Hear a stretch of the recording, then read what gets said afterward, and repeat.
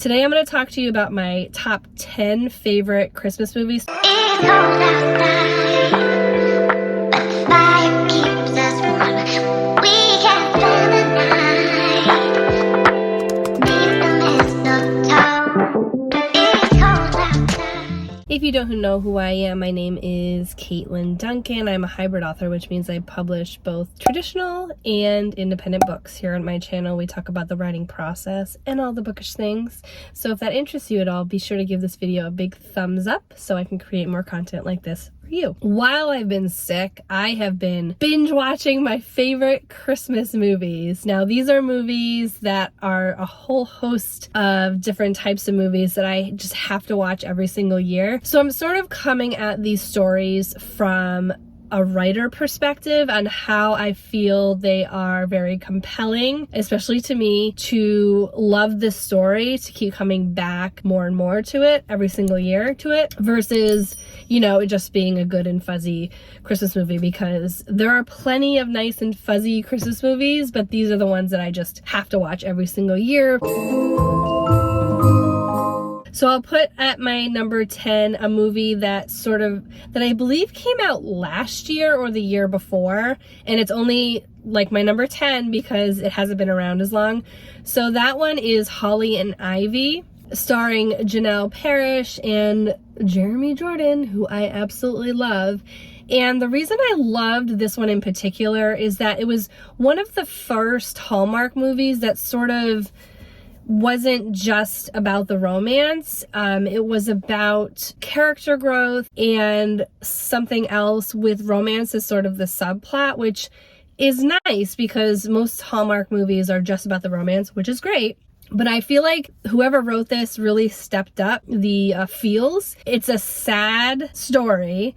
The premise is very sad. They tell you up front sort of what happens, where this mother has two girls and the main character moves in next door, and the mother is sick and she sort of wants this woman to adopt her kids. And it's so sad up front, but it was such a great story. I really enjoyed it. And it was just one of those feel good and bad Christmas stories. I don't really know how to describe it. It really encompassed a lot of the Christmas spirit in terms of like family and different types of family. You know, this girl was single and she's going to adopt two kids, and then she meets a guy, so it's sort of like, how is this guy going to fit into my life? How are these kids going to fit into my life type of thing. I just thought it was really like an intelligently written storyline, and I just love watching it. All right, the next one on my list is more of a nostalgic one from my childhood. You'll see a couple of these, and it is A Very Merry Toy Store, starring Melissa Joan Hart and Mario Lopez. I love them together. They were in a couple Christmas movies, but I really love this one. It's sort of like a battle between two family toy stores, and they're competing against each other as toy store owners, but then like this big box toy store comes in, and then they have to like join forces and sort of butt heads. And I love like an enemies to lovers type of romance. So this one's definitely a romance, but this one was a lot of fun. I really enjoy sort of the subplots of family and what you'll do for your family, even if it means, you know, you don't get everything you want. I really enjoyed this story. It's really cute. So next on my list, I love watching with kiddo, and that's the newest Grinch with Benedict Cumberbatch. It's such a fun twist, and it's a little more modern than the original or like the Jim Carrey one. And I think it's a lot of fun. I love the music, I love the story, and there's some like laugh out loud humor, like silly humor that I just enjoy watching with kiddo, and like the amount of times that we laugh is just so fun. So that is next on my list. So another sad movie, which I don't know why I watch so many sad movies around Christmas time, is The Family Stone. Now it takes place around Christmas. It's not necessarily like you would think a Christmas type of story, but it is, the cast in this story is just insane with the amount of like talent. And I love the story. I love all of the family dynamics. We have a bit of family drama, which I always love to like watch over the holidays, because it's just, every family is just so stressed out during the holidays. So that one ends up pretty sad as it is, but it's a really, really nice, heartwarming story about family and things you can overcome, and there's a lot of humor in it as well. But it's definitely an ensemble type of movie that really is very well done, and it's something I come back to every single year. So next on my list, again, isn't really a Christmas movie, but it takes place around Christmas, is Just Friends, starring Ryan Reynolds and Amy Smart. I think it's hilarious. I think it's silly. While I don't necessarily enjoy the idea of like a friend zone, I think it's fun, and it's mindless in the best way, that you can just watch it and laugh and just, you know, have a good time with it. And I love the dynamic of all the characters. I love this story when you really strip it down. I can see like the depth of the story a little bit more, especially as an author, and I tend to think about stories like this where I can sort of see the layers of it, and it's so much fun. I always love this isn't necessarily a second chance romance, but it's like a best friends romance, and he goes through the ringer to really get this girl, so it's a lot of fun.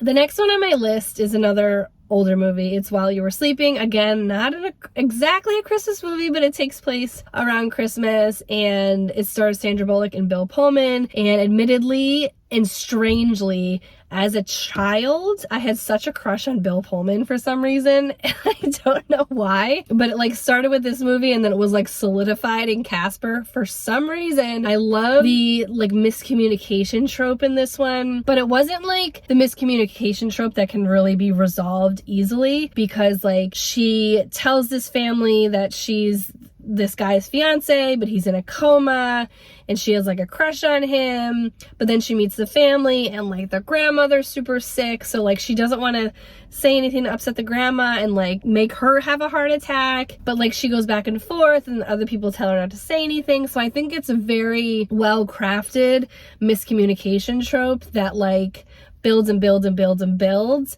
and then when the final like thing explodes, you're like, oh, I get why she didn't say anything. I get how these two people can end up together and it not be super awkward, especially because it was like two brothers. Anyway, love that movie. So my next one is My Christmas Love. I absolutely love this one. This is one of the more corny ones. My first one actually is like probably the most corny, but this one is about two colleagues. One is an illustrator, one is a children's book author. One Christmas, she takes him home with her to spend the holidays with her family and her sister who's about to get married. When they're there, a secret admirer is sending the 12 Days of Christmas to this house. So she's like, oh my gosh, who is this? So she goes back and she looks at all the people she's ever known, and she's like, who's doing this and why? And I love the chemistry between these two characters. It's a little more on the shallow end in terms of like story, but it was so fun, and I like the chemistry between these two actors is just like insane, and it's one of those like cheeks swollen smiling type of stories that I just love watching every year. And that one's more of a best friends romance. It's so cute. Couldn't care less what other movie these two people were in, and if they were together I would watch it 100 times. So definitely a fun movie. The next one on my list is The 12 Dates of Christmas. I absolutely love this one. Another nostalgic one with Mark Paul Gosselaar and Amy Smart.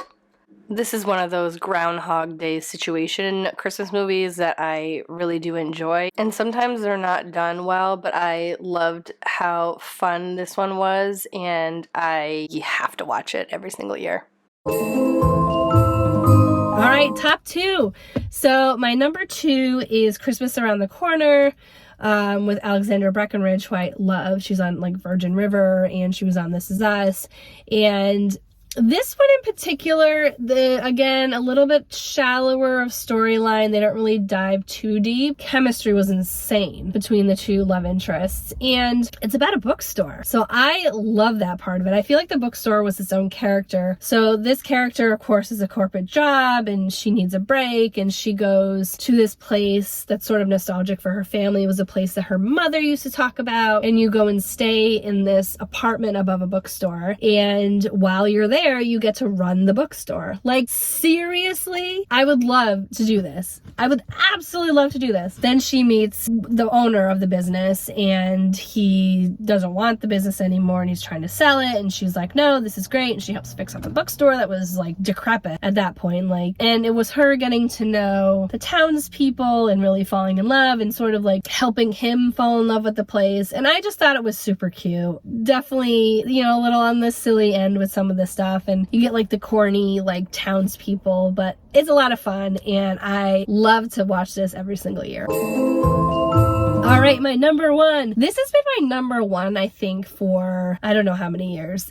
Probably since it came out, which I hate to admit how long that's been. So it's Desperately Seeking Santa, and it takes place in a mall, which is very similar to like my inspiration for Wrapped Up for Christmas. And I love the mall, or I have to say, when I was younger, I love the mall around the holiday season because you have the decorations and the Santas and all of that fun stuff. I don't really enjoy it as much now. I just steer clear from malls, but this is a story about a girl who's trying to climb a corporate ladder at this mall corporation. So she's in competition with a bunch of other corporate peeps. They have to bring in like the highest revenue for their mall. So she comes up with the idea to have like a sexy Santa competition. She meets this guy, and he is looking for money to save his family's restaurant. He ends up getting picked. He's a really sweet guy and really kind of tears down her little like uptight corporateness. But one thing I love about this is that she's not like the typical uptight corporate person that you see in like a Hallmark movie that like needs to just chill out. She has reasons, and they're legitimate reasons, and that in itself sort of like brings this like enemies to lovers closer because they connect on so many different levels. It feels like sort of a miscommunication trope like within itself. Like neither of them know where each other are coming from until they start to get to know each other better. And again, the chemistry is just insane. So those are my top 10 Christmas movies. Let me know in the comments below what your favorite Christmas movies are, and tell me why. Tell me what trope or if there's chemistry between the characters. So if you enjoyed this video, give it a big thumbs up, hit that subscribe button and the little notification bell next to it so you know the next time I upload, which will hopefully be tomorrow if I have a voice.